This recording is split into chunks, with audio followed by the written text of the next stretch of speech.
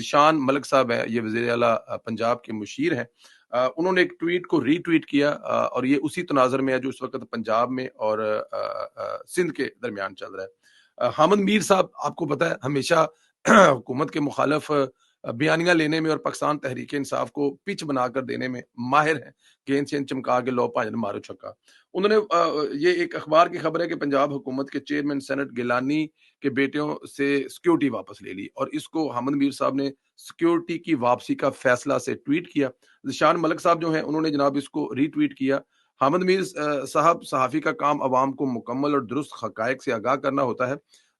نہ کہ اپنی مرضی کے مطابق آدھی خبریں پھیلا کر گمراہ کرنا ہوتا ہے۔ قانون کے مطابق جس سیکیورٹی کی یہ حل تھے وہ آج بھی ان کے پاس ہے۔ اچھا، یہ ذیشان ملک صاحب جو ہیں، ظاہر ہے یہ وزیر اعلیٰ پنجاب کے مشیر ہیں۔ میں نے جب ان کی ٹویٹ دیکھی تو میں نے ان کو کال کی کہ ذیشان بھائی یہ کیا چکر ہے، سیکیورٹی والا کیوں واپس رہی ہے؟ انہوں نے کہا سنیلا صاحب نہ کو واپس لئی ہے اور نہ اس قسم کا ارادہ ہے، جو ان کی سیکیورٹی بنتی ہے، وہ ایم پی اے ہیں، وہ وزیر ہیں، وہ ایم این اے ہے، جو ان کی سیکیورٹی بنتی ہے وہ سیکیورٹی ان کے پاس ہے، کسی قسم کی سیکیورٹی واپس نہیں لی گئی۔ ہاں، میں یہ اب اپنے پاس سے یہ بات کر رہا ہوں، یہ اصل میں گیم ہے وہی